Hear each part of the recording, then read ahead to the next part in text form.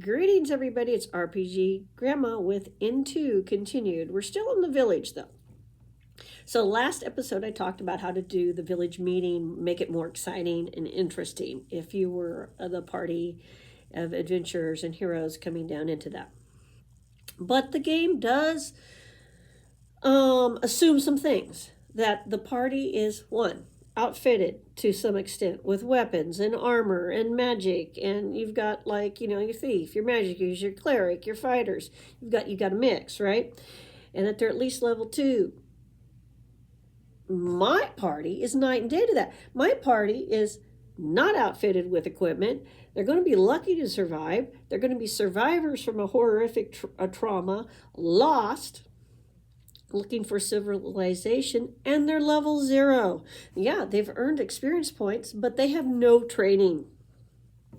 They need sponsors. They need apprenticeships. They're going to need to heal. They're going to need equipment. Very, very different scenario. So is it best to start the adventure for my table, assuming they survive and escape the dungeon that they're in? Is it best to set them up with, hey, yes, you found civilization, but it's in the middle of Death Valley? They're not going to want to go there. They're going to want to go there, but they're not going to want to go there. And it's pretty dark and grim on top of the already dark and grim. No, we need to be, enter my spider web. I'm thinking I need to have instead, the actual one, everything's fine. The sheep are in the fields, they're harvesting, everything looks great, nothing's rotting on the trees yet. There's a big train of oxen coming up the road, totally full of cargo on its way somewhere. That's what they need to see. And they're going to be low civilization, things are great, there's a village down there, hallelujah, reward time. And yes, they're going to get rewarded. They're going to go down there. The village is going to try to help them. Some people aren't, some people will. And they can do some training. They can level up to level 1. They can get to know people, start to develop a relationship with the characters, the NPCs in that village, so that when things start going awry, they'll be more likely to be like, yes, let's find out what's happening to the sheep. Yes. You say there's a place to go gambling? Let's go to the middle of the woods to that tavern place and go gambling, okay? They're going to have an opportunity to get a little bit of the lay of the land and get lore, and for things that don't make any sense, run as a railroad.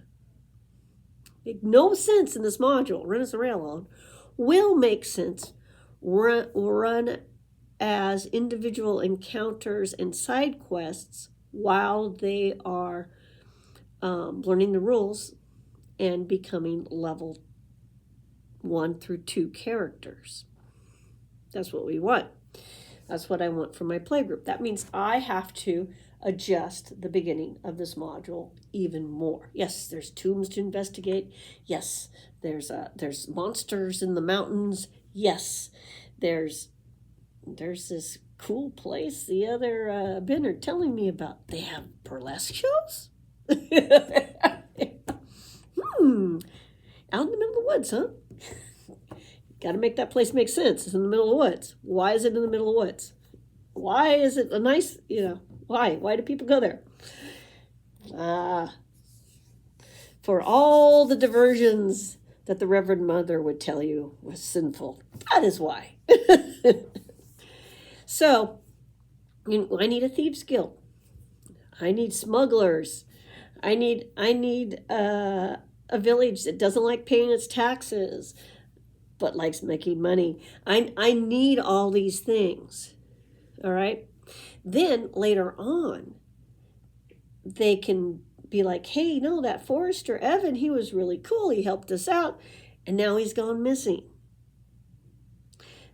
I can develop this with some good role playing and some adventures and whatnot around the village, that which they'll enjoy because they've been stuck down in the dark for a bit now. Total break. Build up lore for the area. It'll be great.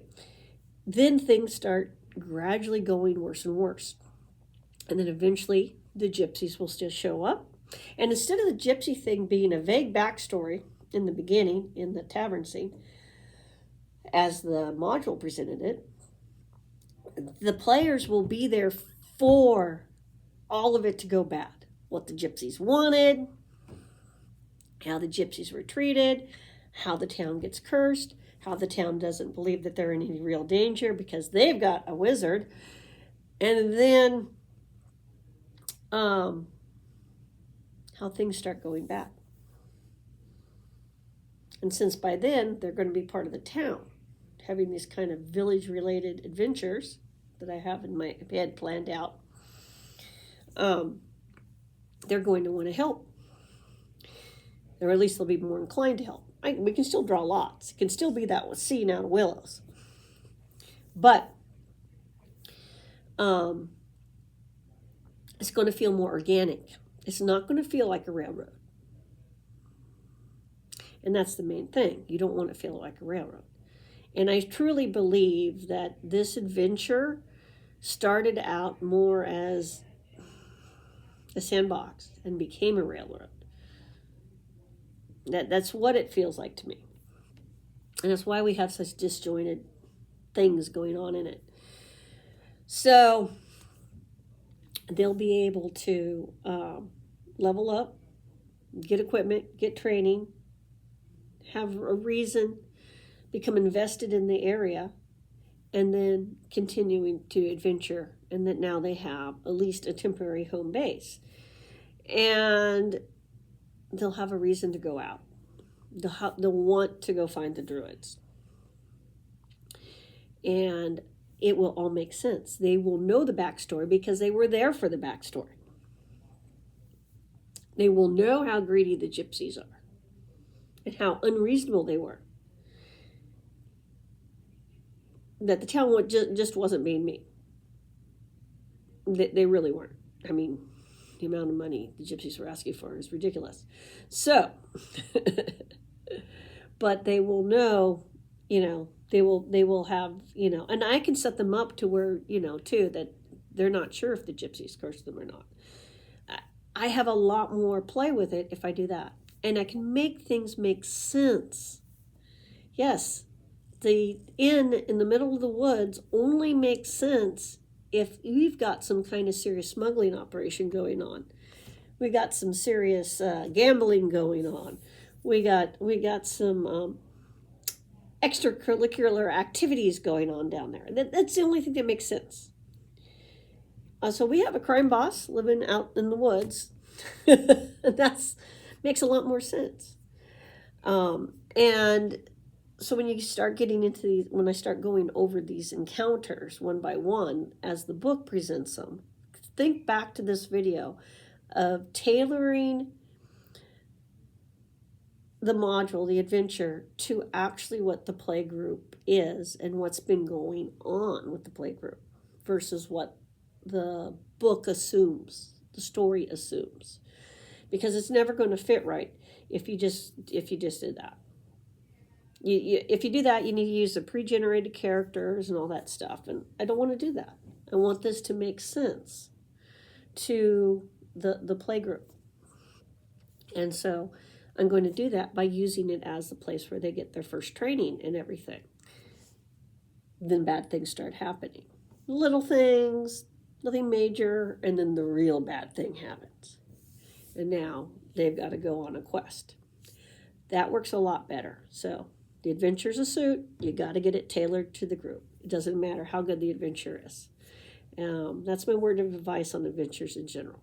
But yeah, I can start also starting from scratch from that village as villagers as well. Totally another option on how you start that module. But my guys, I have faith in them. They will survive, some of them, and they will find this village.